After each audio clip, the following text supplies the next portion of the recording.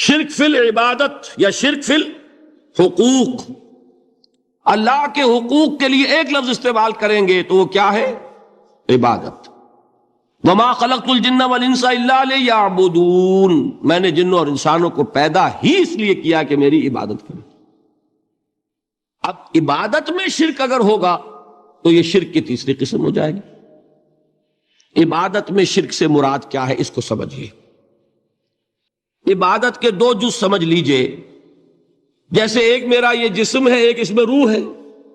روح نظر نہیں آتی، نظر جسم آتا ہے، لیکن اس جسم کا سارا وجود اس روح سے ہے۔ چلیے روح کو چھوڑیں، جان کیا کس بلا کا نام ہے؟ کسی کو نظر آئی آج تک؟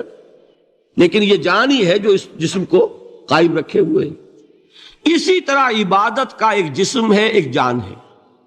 جسم کیا ہے؟ اطاعت، اللہ کی بندگی، ہمہ تن بندگی، ہمہ وجوہ بندگی، ہمہ وقت بندگی۔ اور روح کیا ہے؟ محبت، اللہ کی محبت۔ اطاعت جبر سے کی جاتی ہے تو وہ عبادت نہیں کہلاتی۔ انگریز کی اطاعت ہم کرتے تھے نا، لیکن کیا عبادت کرتے تھے؟ بات سمجھ میں آئی؟ اطاعت تو کر رہے تھے، عبادت نہیں۔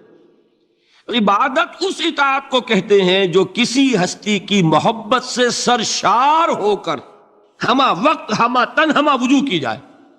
تو جسد ظاہری کیا ہے عبادت کا؟ اطاعت۔ اور روح کیا ہے؟ محبت۔ اب ان دونوں کے اعتبار سے شرک کیا ہے، توحید کیا ہے، اس کو سمجھ لیجئے۔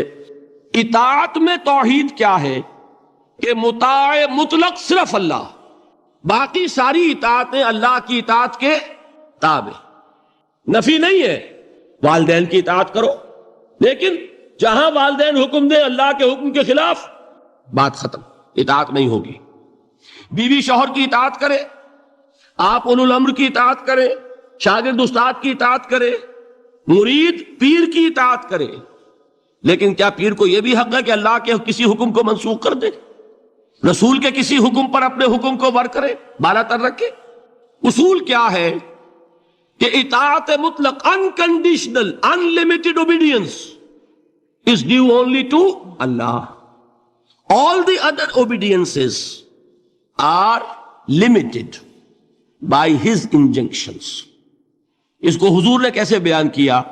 لا طاعت لمخلوق فی معصیت الخالق، مخلوق میں سے کسی کی اطاعت نہیں ہوگی جس میں خالق کی معصیت لازم آ رہی ہے۔ جہاں اللہ کا کوئی حکم نہیں ہے آپ میرا حکم مان لیجئے، یہ شرک نہیں ہوگا۔ جہاں اللہ کا حکم ہے اس کے خلاف میں حکم دوں اور آپ مان لیں تو یہ شرک ہو جائے۔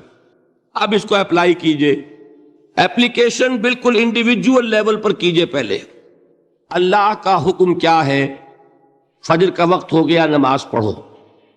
نفس کا حکم کیا ہے؟ سو۔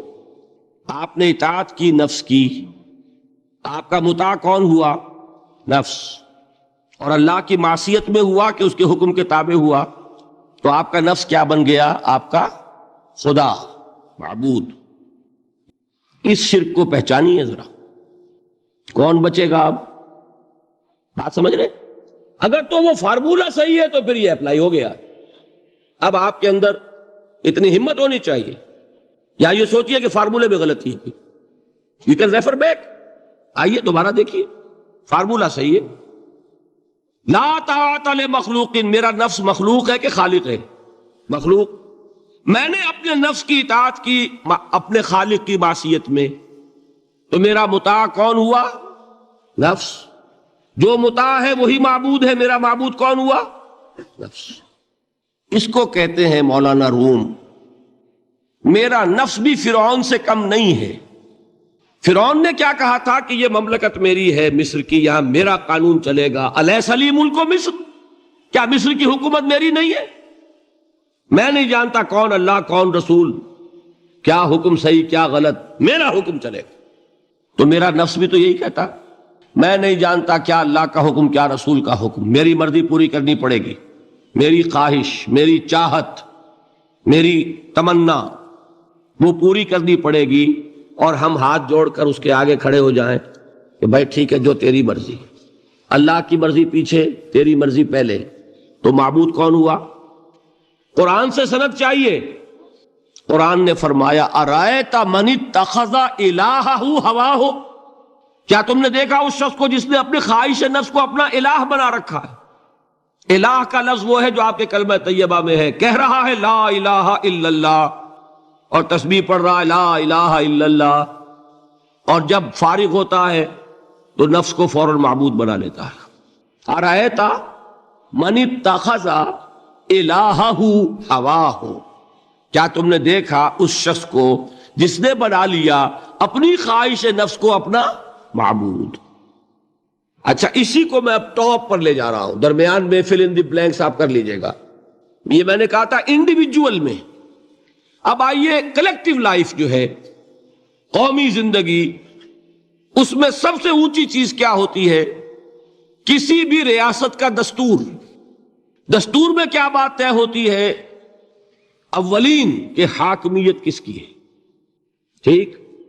اگر آپ نے کہا جمہور کی حاکمیت ہے، کسی نے کہا فلاں خاندان کی حاکمیت ہے، کیا ہوا؟ یہ ہوا کہ نہیں؟ گھبرا کیوں رہے ہیں؟ پکڑے نہیں جائیں گے؟